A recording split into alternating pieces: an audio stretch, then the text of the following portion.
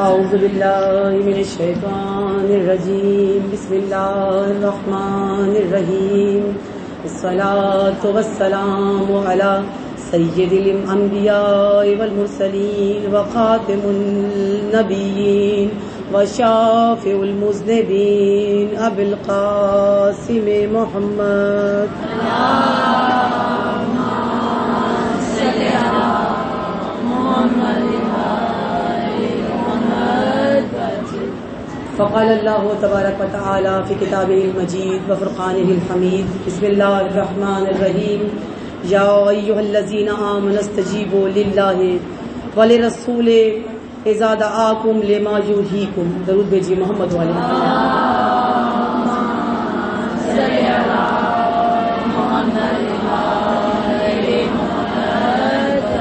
وہ پاک پروردگار عالم جو رحمان ہے، جو رحیم ہے، جو کریم ہے، جو اعلیٰ ہے، وہ پروردگار عالم جو علی کل شیء قدیر ہے. وہ پاک پروردگار عالم اپنی ہدایت کی کتاب، اپنے منشور کی کتاب قرآن پاک میں ارشاد فرما رہا ہے ایمان والوں کو مخاطب کر کے کہ اے ایمان والوں، اپنے اللہ اور رسول کی آواز پر لبیک کہو جب وہ تمہیں پکاریں. یعنی جب تمہیں آواز دیں، جب وہ تمہیں پکاریں تو ان کی آواز پر لبیک کہو، اسی میں تمہاری حیات ہے. یعنی قرآن رسول اور خدا کی آواز پر لبیک کہنے کا حکم دے رہا ہے. یعنی لبیک کہاں کہا جاتا ہے یا کہاں کی جاتی ہے؟ لبیک وہاں کی جاتی ہے کہ جہاں پر آپ کی کسی کو ضرورت ہو اور آپ وہاں پر لبیک کہتے ہوئے پہنچیں، اس میدان میں اتریں. لبیک میدان عمل کے لیے ہے اور امامت کے ساتھ شروع سے، کیونکہ میرے جو موضوع اب تک میں پڑھتی آئی ہوں آپ کے سامنے اتنے ایام میں کہ اصحاب امام حسین علیہ السلام کی ولایت پذیری جو پورا اشرا تھا، میں اس سے اس چیز کو متصل کرنا چاہوں گی اور ایک الگ سے عنوان اسی لیے لیا تاکہ آپ کے اذہان میں وہ چیز بھی کلیئر ہو جائے اور آگے ہماری بات بھی بڑھتی چلی جائے. امامت کے ساتھ شروع سے ایک مشکل یہی رہی ہے کہ امامت تھی لیکن امت نہیں تھی. یعنی امام موجود تھے، امت غائب تھی. امام میدان میں ہوتے تھے، امت گھروں میں ہوتی تھی. امام بلا رہے ہوتے تھے، امت اپنے جگہ سے ہلنے کے لیے تیار نہیں ہوتی تھی. امام میدان عمل میں تلوار لیے کھڑا ہوتا تھا اور امت اپنے گھروں سے باہر نکلنے کے لیے آمادہ اور تیار نہیں ہوا کرتی تھی. یعنی یہ امت اور امامت کا سلسلہ جو خدا کی جانب سے جڑا ہوا ہے. یعنی امام تب امام ہے جب اس کی امت ہو. خدا نے امام کو امام تو بنایا ہے لیکن امت کے بنا وہ امامت نہیں کر سکتا. امام تو وہ کہلائے گا، امام تو وہ ہوگا، لیکن امت کے بغیر امامت نہیں کرے گا، کیونکہ جب تک امامت ماننے والے، تسلیم کرنے والے نہ ہوں تو اس کا وہ نظام، وہ سلسلہ، وہ سسٹم نہیں چل سکتا. تو اس کے لیے امامت کے لیے امت کا ہونا ضروری ہے اور امت کا تیار ہونا ضروری ہے. امامت کے لیے آمادہ ہونا ضروری ہے. امامت کے لیے آپ کے سامنے جو کل بیان ہوا کہ ولایت حقیقت میں نظام امامت ہے، یہ نظام امامت، یہ نظام ولایت، یہ نظام الہی، اس کو گھر بیٹھ کر اقرار سے آپ یہ نہیں کہہ سکتے ہم ولائی ہیں. اس کے لیے میدان عمل میں اترنا، اور میدان عمل کون سا؟ جہاں پر بھی امامت کو آپ کی ضرورت ہو، جہاں بھی امام وقت جو بھی ہو. اپنے وقت میں مولا حسین ہوں، پھر امام حسن مجتبیٰ ان سے پہلے ہوں، پھر امام زین العابدین ہوں، یا جو بھی امام جو سلسلہ امامت کا ہے، اور امام آخر تک جو اس وقت آپ کے وقت کے امام ہیں، اس وقت جب تک جس ہستی کو آپ کی ضرورت ہے اس ہستی کی اس ضرورت کو پورا کرنا، یعنی آپ کا اس کی آواز پہ لبیک کہتے ہوئے میدان عمل میں اترنا ضروری ہے. یہ عاشور جو گزر گیا، کربلا جو گزر گئی، یہ غم، یہ دکھ، یہ تکلیف جو ایک حد تک تھی جسمانی وہ گزر چکی ہے، لیکن اگلی جو تکلیف ہے جو جناب زینب کے ساتھ ابتدا ہے اور قافلہ زینبی چلا ہے، یہ اس تکلیف سے کہیں بڑھ کر ہے جو شہدائے کربلا کو ہوئی ہے. یعنی ایک لمحہ ایسا آیا کہ جب سب شہید ہو گئے، سب کی تکلیفیں ختم ہو گئی. شہادت کے بعد پیاس ختم ہو گئی، شہادت کے بعد بھوک ختم ہو گئی، شہادت کے بعد اذیتیں ختم ہو گئی، شہادت کے بعد وہ لہو بدن جو زخمی تھے ان کے زخموں کی اذیتیں ختم ہو گئی. لیکن اس سے بڑا ایک مرحلہ شروع ہوا. یہ 10 دن یا 7 دن یا 3 دن ان تکلیفوں میں گزرنے کے بعد 10 محرم کو شہدائے کربلا کی اذیتوں کا خاتمہ ہو جاتا ہے، اور اس کے بعد ابتدا کس کی ہوتی ہے؟ اس کے بعد ابتدا ہوتی ہے ان اذیتوں کی، ان تکلیفوں کی کہ جو نہ ختم ہونے والی ہے. یعنی ایسا غم جو جناب زینب کو قبر تک لے کے جا رہا ہے، ایسی تکلیف جو امام سید سجاد کو لے کر جا رہی ہے کوفہ میں، شام میں، بازاروں میں، درباروں میں، ہر جگہ جو تھی، اور وہ چیز رکتی نہیں ہے بلکہ وہ ایسے بڑھتی ہے کہ اذیت در اذیت ہوتی ہے. جہاں جاتے ہیں کہیں باغی کہہ کے پکارا جاتا ہے، کہیں باغیوں کا قافلہ کہہ کر پکارا جاتا ہے. یہ سب منظر جو امامت کے ساتھ اور ولایت کے ساتھ ہو رہا ہے، اور یہ سب کچھ جو کربلا برپا ہوئی ہے، اگر اس سب کو سمیٹا جائے اور دیکھا جائے جو برپا ہو چکی ہے، اب آپ اور ہمیں یہ بار بار کیوں باور کرایا جاتا ہے؟ ہمیں یہ غم بار بار کیوں یاد دلائے جاتے ہیں؟ ہمیں ان اذیتوں کو بار بار کیوں سنایا جاتا ہے؟ ہم بار بار تذکرہ کربلا کیوں کرتے ہیں؟ ہم بار بار عاشورے کا تذکرہ کیوں کرتے ہیں؟ اس لیے کرتے ہیں کہ ایک وقت ایسا آنے والا ہے ہم پر کہ جس وقت ایک حسین اپنے وقت کا حسین آئے گا، اور اپنے وقت کے حسین کے لیے اس وقت کا کوفہ الاجل کہہ رہا تھا، اس وقت کے حسین کے لیے آپ الاجل کہہ رہے ہیں. اس وقت کے حسین کو وہاں کے کوفی کہہ رہے تھے کہ ہمارا کوئی امام نہیں ہے، ہماری مدد کے لیے آ جائیے، ہمیں آپ کی ضرورت ہے، ہم قیام کرنا چاہتے ہیں، ہم تیار ہیں، ہم آمادہ ہیں. اس وقت آپ اور ہم اپنے وقت کے حسین کو کہہ رہے ہیں کہ مولا آ جائیے، ہمیں آپ کی ضرورت ہے، ہمارا کوئی امام نہیں ہے، ہمیں مدد کی ضرورت ہے. یعنی اگر صورتحال دیکھی جائے تو وہ زمانہ اور یہ زمانہ ایک جیسا ہے. یہ سب تذکرے اس لیے ہیں تاکہ اس امامت کا نفاذ ہو سکے جو مہجور رہ گئی ہے، جو نافذ نہیں ہو سکی. اور پہلے بیان ہوا کہ جو ایک دن کے لیے مکمل نافذ ہوئی، لیکن اس کے نفوذ کو پوری کائنات پہ چھانا ہے، سارے زمانے پر، پوری کائنات پر. ایک ایسا زمانہ کہ جب حق کا غلبہ ہو جائے، اور حق کا غلبہ ہمارے اور آپ کے بغیر ممکن نہیں ہے. یہ سب تیاری، یہ سب عاشورہ، یہ قافلہ زینبی اور جناب زینب کے خطبے، یہ ہیں کیا؟ اگر بی بی خاموش بھی رہتی تو خاموشی بھی احتجاج تھا جناب زینب کا، لیکن خاموش نہیں رہی. کوفے والے جو اپنا کردار ادا کر چکے تھے، جناب زینب اگر نہ بھی اظہار کرتی تو تاریخ دیکھ چکی تھی، جناب زینب نہ بھی کہتی، لیکن پھر بھی جناب زینب نے تنبیہ کی ہے، کہا ہے. نہ اس لیے کہ ان کو اکسانا چاہ رہی تھی کہ اب ہماری مدد کو آؤ، نہیں. اس وقت تو صدقے کی کھجوریں بھی واپس منہ پر دے کر مار دی تھی.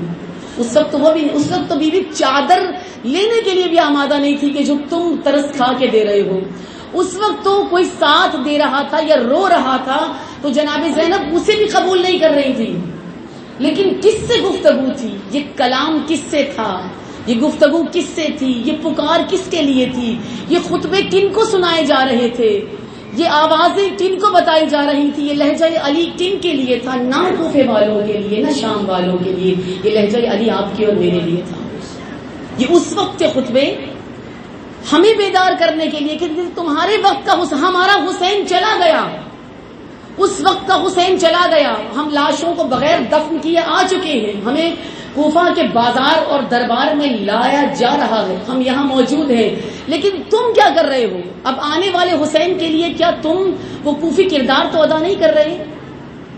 وہی کردار. اسی لیے جناب زینب کے وہ جملے یہ نہ سوچئے گا کہ اس زمانے کے لیے ہیں، بلکہ جب جناب زینب نے کہا تھا کہ ایک کوفی عورتوں، ایک کوفی لوگوں، ایک غداروں، ایک ہزار چہرہ لوگوں جو ہر بار چہرہ بدلتے ہیں. اور کیا کہا تھا انہیں کہ تم چاندی کے، تم ایک تابوت، مردار کے تابوت میں لپٹی ہوئی چاندی کی طرح ہو. یعنی جو دیکھنے میں خوبصورت لگتا ہے، حسین لگتا ہے، لیکن اندر اس کے مردار ہے، مردہ ہو تم اندر سے. اگر وہی بی بی کے خطبے کو ہم اپنے اوپر رکھیں، کیا ہم ایسے نہیں ہیں؟ کہیں نہ کہیں سے ہم وہ مردار ہیں. اگر ہم لبیک نہیں کہتے اس آواز پر، اگر ہم امامت کے لیے جدوجہد نہیں کرتے، اگر ہم اس کو پاک نہیں رکھتے اپنے نفوس کو، تو ہم کہیں نہ کہیں سے ہے. ابھی آپ کے ذہنوں میں شاید ہو کہ ایسا کہاں سے ہے، ہم تو بڑے پاکیزہ گھرانوں سے ہیں، ہم تو سادات گھرانوں سے ہیں، ہم تو بڑے عظیم گھرانوں سے ہمارا تعلق ہے. جب آپ کے گھر کوئی مہمان آتا ہے، آپ اس کے آنے کا کچھ دن پہلے آپ کو پتا چلے کہ آپ کے مہمان آ رہا ہے، آپ اس کے آنے کا انتظام پہلے سے کرتے ہیں. یعنی گھر کی صفائی کا، خواتین خاص طور پہ گھر کی آپ صفائی کرتے ہیں، کوئی خاص مہمان آ رہا ہے، گھر کی صفائی ہوتی ہے. کھانا بنتا ہے، اہتمام کیا جاتا ہے، یعنی اس مہمان کے لیے جو آخری دن ہوتا ہے اس دن آپ تازہ کھانا بناتے ہیں، باسی کھانا نہیں کھلاتے اپنے مہمان کو. آپ خود تیار ہوتے ہیں، آپ خود صاف ستھرے ہوتے ہیں، نہاتے دھوتے ہیں، آپ کا لباس بھی اچھا ہوتا ہے، آپ کا کھانا بھی اچھا ہوتا ہے، آپ یہ سب تیاری کرتے ہیں کسی خاص مہمان کی آمد کی. اگر میں اور آسان کر دوں، جب بچیوں کے رشتے آتے ہیں تو آپ جب ان کے لیے اہتمام کرتے ہیں، وہ خاص اہتمام ہوتا ہے جس میں آپ کا لباس بھی دیکھا جاتا ہے، آپ کا کھانا بھی دیکھا جاتا ہے، آپ کا اخلاق بھی دیکھا جاتا ہے، آپ کی مہمان نوازی بھی دیکھی جاتی ہے، آپ کے طور طریقے دیکھے جاتے ہیں، آپ کا اٹھنا یہی ہوتا ہے نا. اس زمانے کے اعتبار یہ سب کچھ آپ کا نوٹ کیا جاتا ہے اور آپ کرواتے ہیں کہ ہم اس خاندان سے ہیں، ہمارا تعلق اس خاندان سے، تاکہ اگر ریجیکٹ کرنے کا وقت آئے تو ہم کریں، وہ نہ کر سکیں، یعنی ان کے پاس کوئی جواز نہ ہو ریجیکشن کا. ہم یہ ایک عام مہمان کی تیاری کے لیے کر رہے ہوتے ہیں جس کے ہاتھ میں اپنی بچی کا ہاتھ دینا ہوتا ہے. لیکن جو امامت ہے، جس امام آخر نے، جس امام وقت نے آنا ہے، اس کی کتنی تیاری ہے. اس کی تیاری کوئی 4-5 دن کی تیاری نہیں ہوگی کہ آپ نے اچھا لباس پہن لیا، صاف ستھرے کپڑے پہن لیے، جسم پہ پانی ڈالا، وضو کیا، آپ نے کپڑے تبدیل کیے اور اس کے بعد جب امام آئے تو آپ سامنے کھڑے ہوئے. اس کی تیاری ایسی نہیں ہے. اس نے آپ کا یہ اخلاق، یہ رویہ، یہ اٹھنا بیٹھنا، آپ کا چائے پانی، آپ کا کھانا، آپ کے گھروں کی صفائی نہیں دیکھنی ہے. اس لیے اس کی تیاری 4-5 دن کی نہیں ہے جو ہم نے سمجھ لی ہے. اس امام کی تیاری ہے آپ کے تزکیہ نفس کی. اس کے یہ نہیں کہ وہ آئیں گے تو آ کر نفس کا تزکیہ کریں گے، نہیں، ان کے آنے سے پہلے نفوس کا پاک ہونا ضروری ہے. ان کے آنے سے پہلے وجود کا پاک ہونا ضروری ہے. ان کے آنے سے پہلے انسان میں تقویٰ ہونا ضروری ہے. ان کے آنے سے پہلے تیاری ایسی ہو کہ امام ریجیکٹ کر کے نہ چلے جائیں، بلکہ تیاری ایسی ہو کہ امام خود کہیں کہ ہاں فلاں فلاں میرے لشکر کے لیے آمادہ ہو جائے. ہمارے ذہنوں میں یہ بٹھا دیا گیا ہے کہ بس کوکنگ کرو، کھانے بناؤ. لشکر میں امام کے کک کی بھی تو ضرورت ہوگی، اتنا بڑا لشکر ہوگا، اور اتنے بڑے لشکر میں کہیں نہ کہیں کسی کک کی ضرورت ہوگی، چائے بنانے والے کی ضرورت ہوگی، کھانے والے کی ضرورت ہوگی. تو ہم عورتیں خوش ہو جاتی ہیں کہ ہمیں لے جائیں گے وہاں پر نا. نعرہ تکبیر، اللہ اکبر، نعرہ رسالت، یا رسول اللہ، نعرہ حیدری، یا علی، یا علی، محمد والے محمد، فلان سے فلان تک صلوات. اللہم صلی علی محمد وآل محمد. بات سچی ہے مگر ایک حقیقت ہے، چبھنے والی باتیں ہوتی ہیں، یہ اس لیے ہم پسند نہیں کرتے. امامت جہاں پر طلب آپ کو کرتی ہے آپ موجود نہیں ہوتے، ہم موجود نہیں ہوتے. کیوں؟ کیونکہ نفوس جب تک پاک نہ ہو جائیں. ابھی آپ سب کے اندر ایک جوش ہے، ایک ولولہ ہے. شاید آپ جو آج بیٹھے سن بھی رہے ہیں نا اتنے سکون سے، یہ بھی امام حسین علیہ السلام کی وجہ سے. یہ ولولہ 8 ربیع الاول تک ہے اور 9 کو یہ سب ٹھنڈا ہو کر بیٹھ جائے گا. یہ دودھ کو جو ابال اٹھا ہے یہ ٹھنڈا ہو جائے گا، اور اتنا ٹھنڈا ہوگا کہ ملائی بھی آ جائے گی اس کے اوپر، اور ہو سکتا ہے یہ فریز ہو جائے. آپ رکھ دیں گے، یہ دوبارہ سے گرم نہیں ہوگا. یہ ایک حقیقت ہے کہ آپ دوبارہ نہیں اٹھیں گے. کیوں نہیں اٹھتے دوبارہ؟ کیوں بیدار نہیں ہوتے؟ کیوں یہ جذبہ دوبارہ نہیں اٹھتا؟ کیوں یہ شوق دوبارہ نہیں اٹھتا؟ کیوں یہ تعداد دوبارہ نہیں ہوتی؟ کیوں یہ ذہن دوبارہ آمادہ نہیں ہوتے؟ کیوں اب فضائل بھی پڑھے جائیں تو رقت ہوتی ہے، رونا آتا ہے، گریہ آتا ہے. تب آپ کے سامنے مصائب بھی پڑھے جائیں تو آپ کو گریہ اس طرح سے نہیں آ رہا ہوتا. کیوں نہیں ہوتا؟ کیونکہ نفوس پاک نہیں ہے ہمارے. جب تک نفس غلاظتوں میں ہمارا بھرا رہے گا آپ کبھی بھی کسی امام کے بارے میں نہیں سوچ سکتے.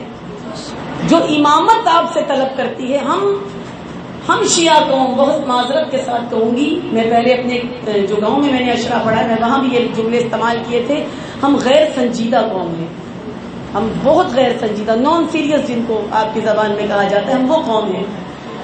ہمیں تنبیہ بھی کی جائے تو ہم ہنستے ہیں اس پر، ہمیں تبلیغ بھی کی جائے تو ہمیں ہنسی آتی ہے کہ کس زمانے کی بات کرتے ہیں. اگر ہم علی کے زمانے کی بات کرتے تو مولا علی پرانے زمانے کے نہیں تھے. خود علماء کہتے ہیں کہ علی غلط زمانے میں آئے.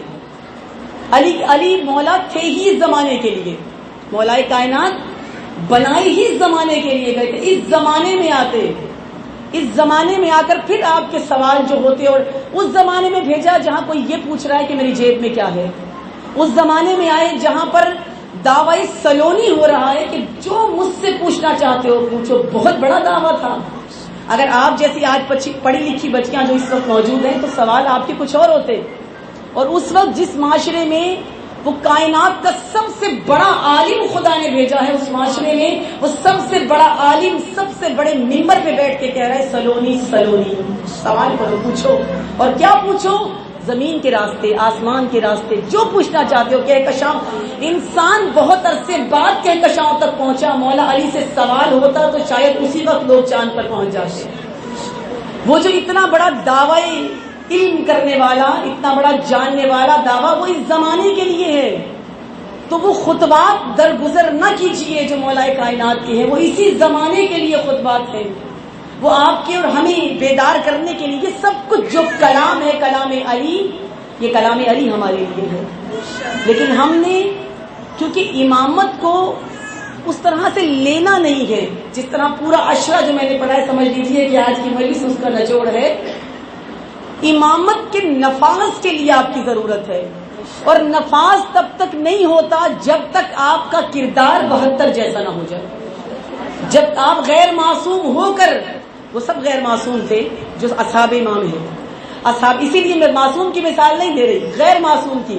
وہ سب غیر معصوم کربلا میں آ کر کردار حسین ابن علی کو نبھا کیسے رہے ہیں, یہی بتانے کے لیے کہ اگر تم ایسے ہو جاؤ تو سب کچھ ممکن ہے. اگر ہو جاؤ.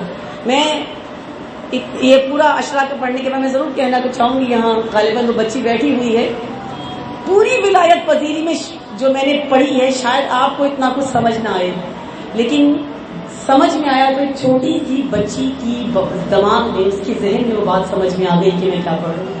یہ نئی نسل ہے.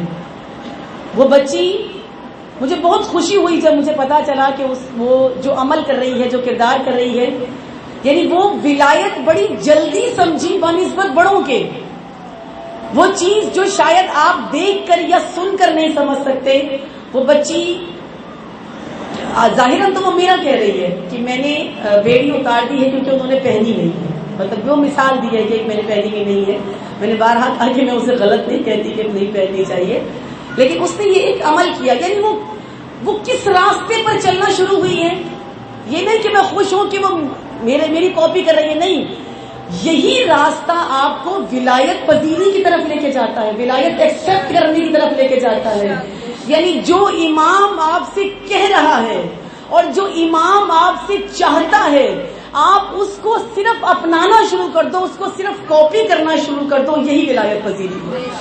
یعنی یہ چیز آپ کو جذب کر لے. کوئی چیز, کوئی بات, کوئی گفتگو, کوئی کلام, کوئی حرکت جس نے جذب کر لیا ہے, گویا یہ ولایت پذیری ہے. یہ آپ کو اس طرف لے کے جا رہی ہے. اسی لیے وہ اپریسیشن ضروری تھی. میرے میاں نے کہا کہ اس بچی کو جو عبا دوں گا وہ میں اپنی طرف سے دوں گا, کہ اس کا یہ پہلا, اس قدر چھوٹی عمر میں اس کا یہ پہلا قدم ہے ولایت کو سمجھنے کے لیے. اور اگر ہماری نسلیں, ہماری گودیں, ہماری بچیاں, یہی نسل اگر اسی عمر سے انہیں امامت اور ولایت بتائی جائے, انہیں نفاذ ولایت بتایا جائے, یہ وہ بچیاں ہوں گی جو امام کا لشکر آپ نے سنا ہے 313 افراد ہیں, اور ان 313 افراد میں اور جو الگ سے خواتین کی تعداد ہے, میرا یقین ہے, میرا عقیدہ ہے, یہی وہ نسل ہے جو ان 313 میں عورتوں میں جو شامل ہوگی وہ ہماری یہ نئی نسل جوان بچیاں ہوں گی. لبیک یا امام, لبیک یا امام, لبیک یا امام, لبیک یا امام, لبیک یا زینب, لبیک یا زینب, لبیک یا زینب, لبیک یا زینب, لبیک یا زینب, لبیک یا زینب. نعرہ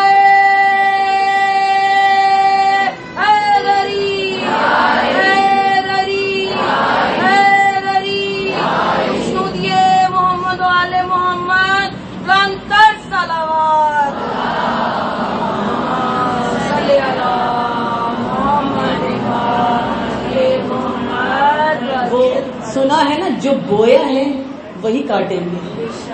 آپ اس نسل کو جو دیں گے یہ ویسے ہی ابھرے گی, یہ ویسے ہی بنے گی. جو آپ دے چکے ہیں آپ اپنے سامنے پھل دیکھ رہے ہیں. آج مائیں پریشان ہیں نا, یہ ان اولاد کا, اس بچیوں کا قصور نہیں ہے. آپ نے جو دیا ہے, آپ نے جو دیا ہے اب اس کا پھل لینے کا وقت ہے اور لے رہے ہیں. کچھ کا پھل کڑوا ہے اور کچھ کا پھل میٹھا ہے. آپ امامت نسلوں کو دیں, امامت ہی پائیں گے. آپ ولایت نسلوں کو دیں, آپ ولایت پائیں گے. آپ جو دے رہے ہیں وہی آپ بو رہے ہیں, وہی آپ کاٹیں گے. اس نسل نے اب تک جو بویا ہے 1400 سالوں میں, یہ نسل وہی کاٹتی آئی ہے. لیکن جن نسلوں نے 72 بوئے ہیں, اور وہ 72 جو 2 تاریخ کو کربلا میں قدم رکھ کر حسین نے بوئے تھے, اور حسین ابن علی نے چند دن میں, آپ نے ایک واقعہ سنا ہوگا کہ میں اسے بہت تیزی سے گزروں گی کہ مولا کائنات رسول خدا گٹھلی کو بوتے تھے اور مولا علی پانی ڈالتے تھے, اور جب آخری گٹھلی بوئی ہے تو پچھلے درخت تیار تھے.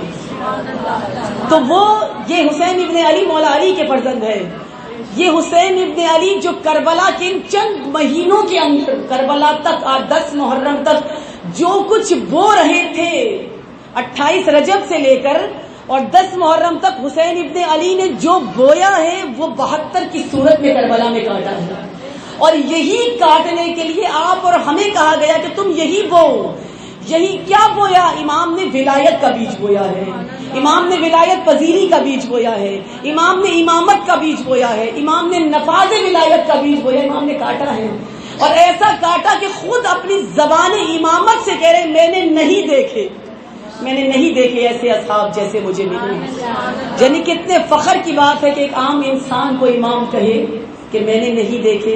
اور اس سے بڑھ کر فخر کی بات یہ ہے کہ اس زمانہ جاہلیت میں, وہ رسول کا زمانہ جاہلیت تھا, پھر رسول نے تبلیغ کی, اور آج پھر پلٹے ہیں ہم زمانہ جاہلیت میں. آج ہم دوبارہ اس زمانے میں داخل ہوئے جہاں لوگ امامت سے دور ہیں, جہاں لوگ, وہی میں نے کہا کہ بالکل نان سیریس جسے دین. آپ اپنے بچوں کو ہم جو تعلیم دے رہے ہیں یہ وہ تعلیم نہیں ہے جو دینی چاہیے. دینی دنیاوی تعلیم ضرور دیں, لیکن کیا آپ کا ہر عمل وہ ہے جو امام چاہتے ہیں؟ ہم اپنی نمازیں, اپنے حج, اپنی عبادات کو سمجھتے ہیں بڑے پارسا ہیں. چند نماز, چند سجدے کر کے ہم اپنے آپ کو پارسا سمجھ لیتے ہیں. ہم مجلس سے پڑھ کے, یہ ذکر کر کے ہم سمجھتے ہیں بڑے پارسا ہو گئے ہیں. یہ پارسائی نہیں ہے. آپ کا یہ کچھ بھی نہیں دیکھا جا رہا. جب ایک شخص آیا نا امام کے پاس, دیکھا اتنی حاجیوں کی تعداد ہے, جیسے ہم ہیں, جیسے ہم کرتے ہیں کام کہ زیارات پہ جاتے ہیں, ہمارے بہت سے شیعہ جاتے ہیں اور ہم بعد میں بڑے خوش ہوتے ہیں. چہلو میں امام حسین پہ کروڑوں کا مجمع تھا, 10 محرم کو لاکھوں کا مجمع تھا, کروڑوں کا مجمع تھا. یہ مولا کا معاوضہ ہے, یہ وہ کروڑوں آنے کے بعد کہاں ہیں؟ آنے کے بعد کیا یہ کروڑوں نفاذ امامت کے لیے قیام بھی نہیں کر سکتے؟ یہ کروڑوں, یہ لاکھوں, یہ آ کر کیا کرتے ہیں؟ ہم بڑے خوش ہوتے ہیں. امام کے پاس جب ایک شخص آیا, اس نے اگر کہا مولا دیکھیں کتنے حاجی ہیں. اس کو حج کرنا مشکل تھا, پیدل آتے تھے, اونٹوں پہ آتے تھے, مشکل سے آتے تھے. کہا مولا کس قدر حاجی ہیں, کتنی تعداد ہے حاجیوں کی؟ مولا نے کیا جواب دیا؟ یعنی حاجی بہت کم ہے. اقل الحجیج اکثر الزجیج, حاجی بہت کم ہیں, غلغباڑہ کرنے والے بہت زیادہ ہیں. آج شاید یہ مومنین کی تعداد کم ہے, نظر زیادہ آ رہی ہے, دکھائی زیادہ دے رہی ہے, ہمیں زیادہ لگتے ہیں, لیکن غلغباڑہ کرنے والے زیادہ ہیں. جو خانہ خدا میں جا کے یہ کر رہے ہیں, امام کہہ رہے ہیں, میری زبان سے نہیں, یہ امام کہہ رہے ہیں. تو جو خانہ خدا میں جن کا یہ عالم ہے, تو کیا خانہ حسین میں, اس کربلا معلی میں سب ایسے نہیں ہوں گے؟ بہت سے ایسے ہوں گے. ہم اگر اسی چیز کو سمجھے اور امام کے ان فرامین کو سمجھے تو شاید مولا کائنات کا گریہ کیا تھا, مولا علی کا رونا کیا تھا, مولا علی کی تکلیف کیا تھی, درد کیا تھا, کبھی سمجھا ہے؟ میں عموماً یہی کہتی ہوں کہ مجھ سے 10 محرم گزر جاتا ہے, برداشت ہوتا ہے, مجھ سے 21 رمضان برداشت نہیں ہوتا, کیونکہ اتنی اذیتوں سے مولا علی کو شہید کیا گیا. شاید کسی بھی شخصیت پر, کسی ہستی پر یہ اذیت نہیں آئی. اور کس نے کیا؟ اپنوں نے کیا, جو سمجھے نہیں مولا علی کو. وہ جو کائنات کی سب سے فضیلتوں والی ہستی تھی, جسے خدا نے اپنی صفات عطا کی تھی, ہم اسے نہیں سمجھے. جب اسے ہی نہیں سمجھے تو اگلی امامتیں ہماری سمجھ میں کیا ہوں گی؟ ہم مولا علی پر آ کر ایسے ساکت ہو گئے. کیوں نہیں سمجھے گی؟ نہیں فقط اس زمانے کے لوگوں کے لیے. مولا خود کہہ رہے ہیں کہ تم میں کتنا سکوت ہے, میں بلاتا ہوں تم جواب نہیں دیتے, میں پکارتا ہوں تم لبیک نہیں کہتے. قرآن کہہ رہے کہ ان کی آواز پر لبیک کہو جب وہ پکاریں کہ اسی میں حیات ہے. کس میں حیات ہے؟ یعنی اگر وہ میدان میں مرنے کے لیے بھی پکارے تو مرنا نہیں ہے، اس وقت بھی موت نہیں ہے، اس وقت حیات ہے. علی پکار رہے ہیں، علی تلوار نیام سے نکال کر کھڑے ہیں اور لشکر موجود نہیں ہے، اپنے موجود نہیں ہے. آج ہم بھی تو وہی بہانے کیے ہوئے ہیں، آج ہمارے پاس بھی تو یہی جواز ہیں. آج ہم بھی یہی کہتے ہیں ہمارے بچے چھوٹے ہیں، آج ہم بھی یہی کہتے ہیں ہماری بچیاں اکیڈمی گئی ہوئی ہیں، آج ہم بھی یہی کہ ہمارے پاس بے شمار جواز ہیں. آج ہم کہتے ہیں کہ زمانہ جا رہا ہے، ان کے ہاتھ میں موبائل دینا ضروری ہے. اتنا ضروری ہو گیا موبائل کیونکہ آپ نے جواز ڈھونڈ لیا، آپ نے خود سے جواز بنا لیے، جبکہ امامت یہ جواز آپ کو لینے ہی نہیں دے رہی، کہیں جواز نہیں ہے. اگر بلایا ہے میدان میں تو لبیک کہتے ہوئے آ جاؤ، اور اگر علی نے بلایا ہے اپنے وقت کے تو اس وقت کا علی بھی آپ کا. میں نے پہلے ایک مجلس میں کہا تھا کہ یہ مت سوچئے کہ الاجل کی آواز آپ کی زبان سے نکل رہی ہے، یہ مت سوچئے کہ الاجل فقط آپ کہہ رہے ہیں، یہ مت سوچئے کہ یہ زبانیں آپ کی بول رہی ہیں. آپ الاجل چاہتے ہی نہیں. آپ اگر الاجل یعنی ظہور چاہتے اور کہتے کہ جلدی کیجیے، آپ آمادہ ہوتے. وہ سنا ہے نا واقعہ کہ جب ایک جگہ بہت عرصے تک بارش نہیں ہوئی تو پھر مولانا صاحب نے کہا کہ آئیں ہم نماز پڑھواتے ہیں اور پھر بارش ہو جائے گی. اور جب وہاں پر لوگ آئے تو سوٹ بوٹ پہن کے آئے کہ بارش کی نماز پڑھتے ہی ہم سب اپنی اپنی جابس پہ چلے جائیں گے. جب نماز ہوئی تو بارش نہیں ہوئی. انہوں نے کہا یہ کیا بات ہوئی، اس نماز کے بعد تو بارش ہو جانی چاہیے. تو کہا کہ نہیں. مولانا صاحب نے کیا کہا؟ مولانا صاحب نے کہا کہ تمہارے حلیوں سے پتہ چلتا ہے کہ تم یقین کے ساتھ نہیں آئے تھے. اگر تمہیں یقین ہوتا کہ اس نماز کے ساتھ بارش ہوگی اس نماز کے بعد تو تم چھتریاں لے کر آتے، تم تیاری کر کے آتے. یہ الاجل کہنے والے کیا تیار ہیں؟ کیا آمادہ ہیں کہ جیسے ہی میں کہوں اگر ظہور ہو گیا تو کیا میرا نفس آمادہ ہے؟ کیا میرا حلیہ آمادہ ہے؟ کیا میں آمادہ ہوں؟ میرا وجود آمادہ ہے؟ نہیں ہے. صرف سوچ لیجئے جو آپ یہ کہتے ہیں آ گئے تو فلاں کو مار دیں گے، آ گئے تو فلاں پہ غلبہ ہوگا، آ گئے تو فلاں مشکل ہو جائے گی، آ گئے تو کیا ہوگا؟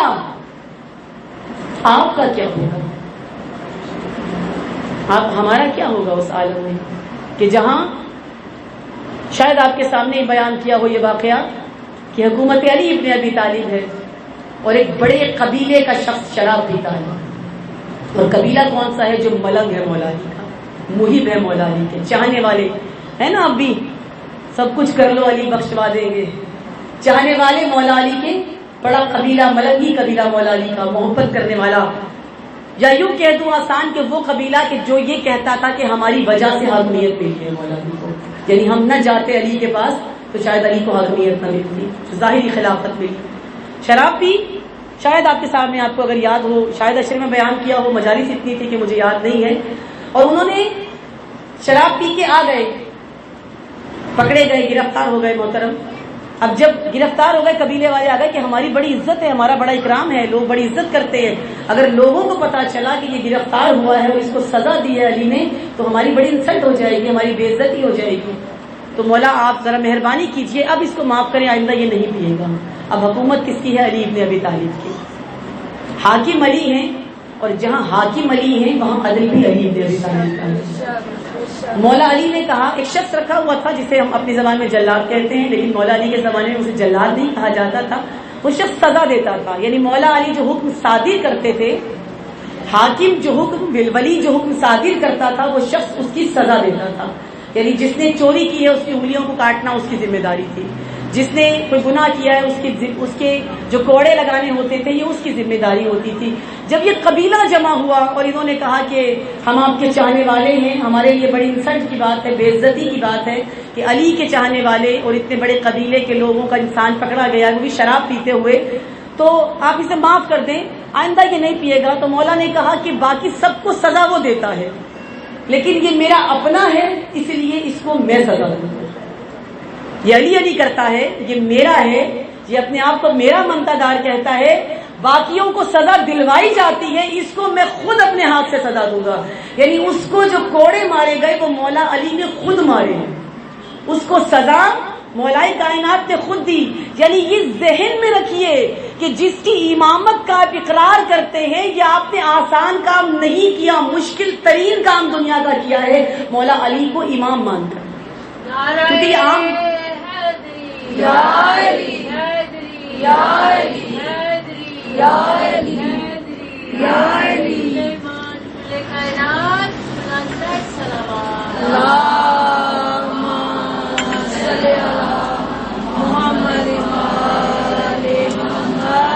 بس میں پتا، مجھے ایسی باتیں کرتے ہیں عموماً وقت کا نہیں پتا چلتا، آپ کو بہت اچھی طرح وقت کا پتا چل رہا ہوگا. ہم اس نہج تک پہنچے کیونکہ ہم نے اپنی نسلوں کو امامت نہیں بتائی جو ضرورت تھی. ہم نے پورا محرم غلغہ پاڑے میں گزارتے ہیں، پورا محرم، کیونکہ ہر بانی کی ڈیمانڈ ہوتی ہے کہ بہترین نعرے لگ جائیں اور بہترین مسائل ہو جائیں، بس یہی سب کچھ ہے. بیوی راضی ہو یا نہ ہو یہ اس سے کوئی معنی نہیں رکھتے کوئی.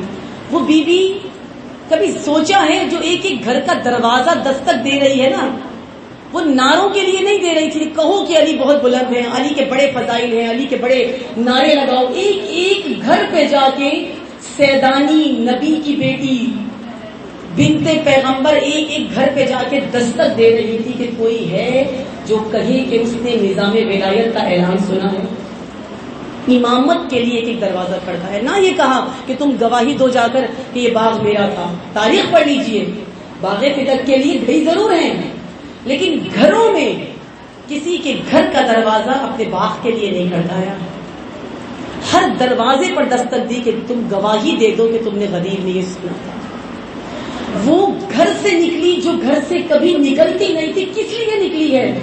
آپ اپنے گھروں سے جو آ رہے ہیں محرم میں کیوں نکل رہے ہیں؟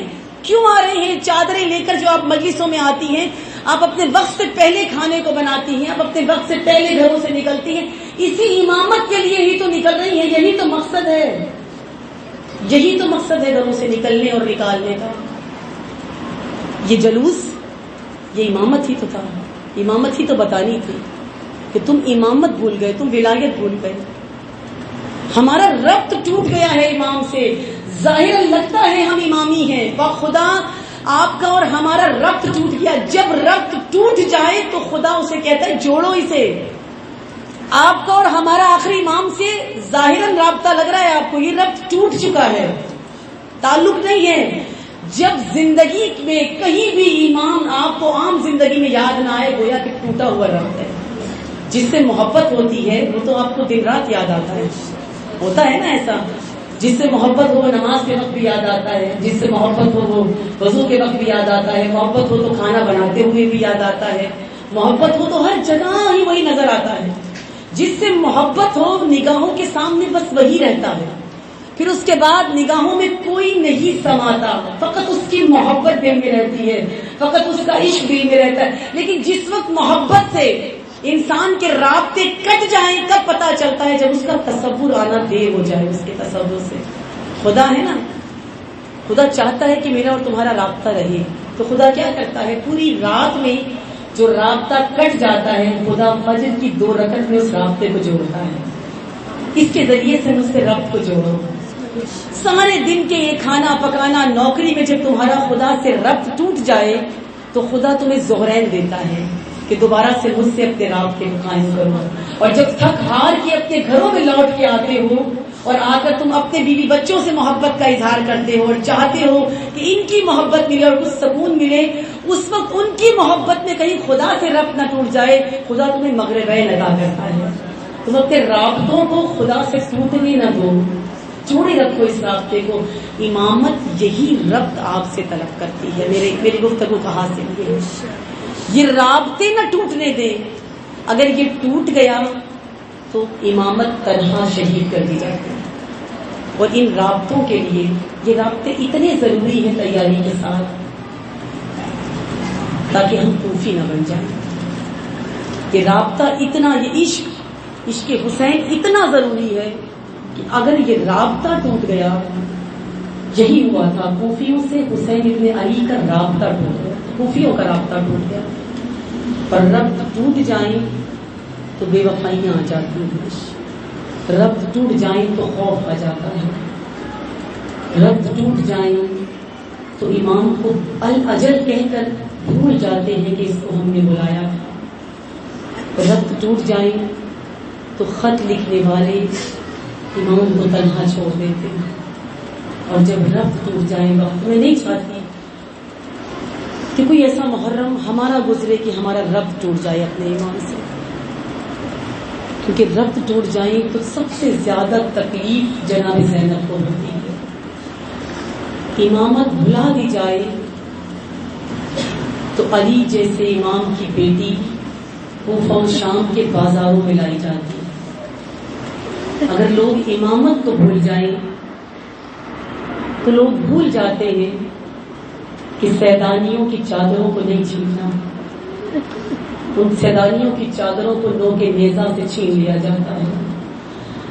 شام غریبہ جسے غریبوں کی شام کہا جاتا ہے، آج آپ غریب کے سویم میں آئے ہیں، آج آپ غریب الوطن کا سویم منانے آئے ہیں جس کا سویم زینب نہیں منا سکی، آج آپ اس کی بہن کو پرسا دینے کے لیے، سویم کا پرسا دینے کے لیے آئے ہیں، جو بہن اپنے بھائی کو بے گورو کفن چھوڑ کر کوفہ میں لے کے جائی گئی ہے، آج اس بہن کے لیے آپ آئے ہیں، اس بیوی کو پرسا دینے کے لیے آئے ہیں جو چاہتی تھی کہ کچھ دیر مجھے حسین کے لاشے پہ رونے دیا جائے، زیادہ دیر نہ بھی بیٹھی رہوں لیکن ایک نظر میں اپنے بھائی کے لاشے کو دیکھ لوں۔ آج اس بہن کو پرسا دینے کے لیے آئے ہیں۔ اور ہزاروں جب مولا حسین کو شہید کر دیا گیا نا، عالم کیا ہے مولا حسین کا کہ ایک نظر شہادت سے پہلے ایک نظر خیموں پہ تھی، ایک نظر لشکر پہ تھی۔ امام جاتے تھے، جنگ کرتے تھے اور پھر واپس خیموں کی طرف پلٹ آتے تھے۔ جانتے ہیں ایسا کیوں تھا؟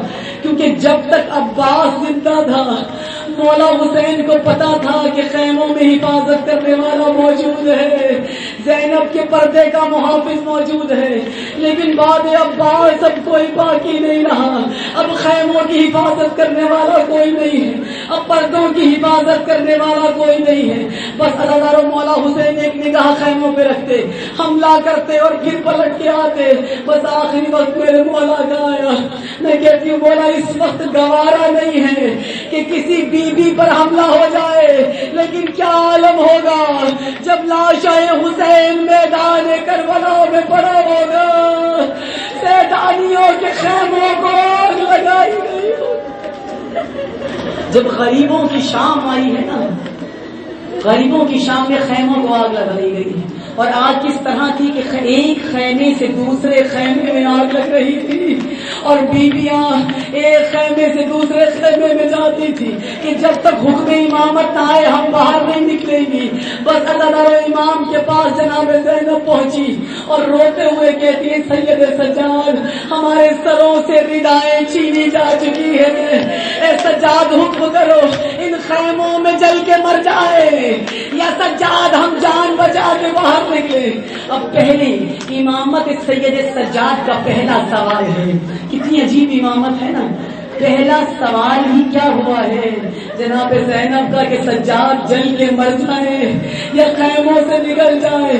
اور میں کہتی ہوں سلام ہو اس مظلوم امام پر کہ جب امامت ملی تو پہلا نظارہ کیا تھا کہ پھوپھی کے سر پہ چادر نہیں تھی، بے ردا پھوپھی کو دیکھا، نظروں کو جھکایا اور جھکا کر کہا پھوپھی اماں خیموں سے باہر نکل جائے۔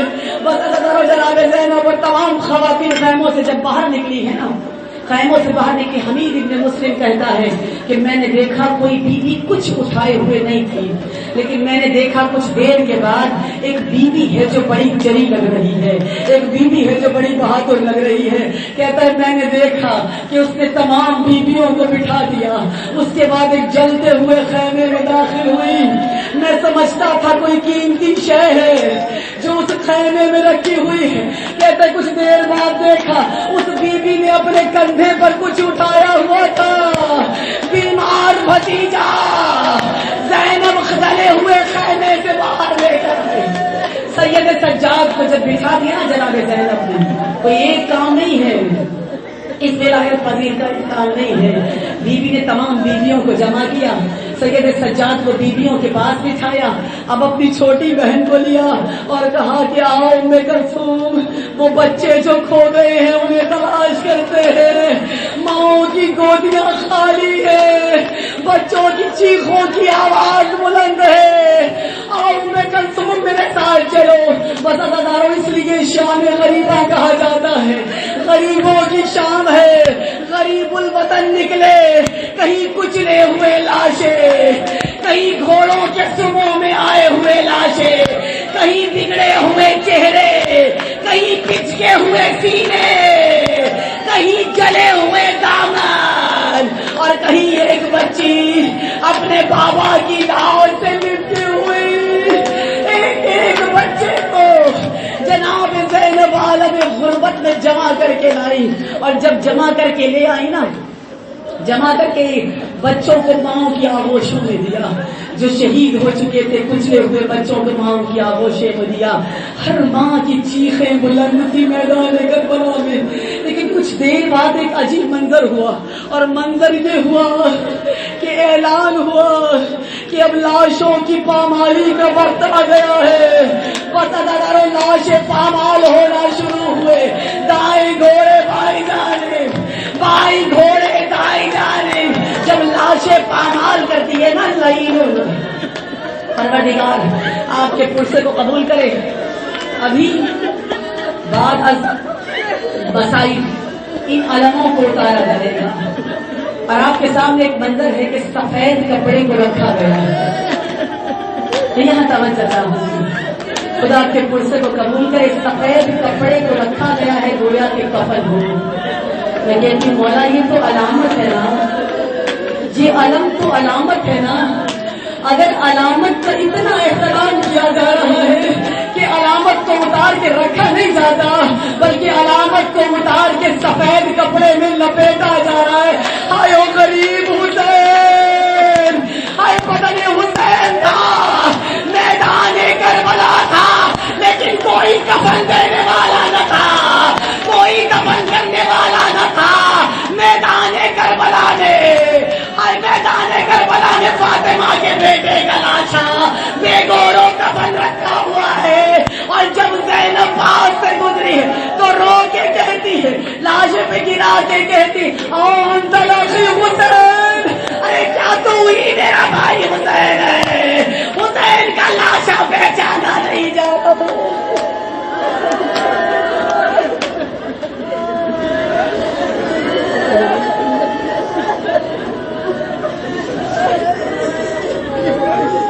मातम हुसैन।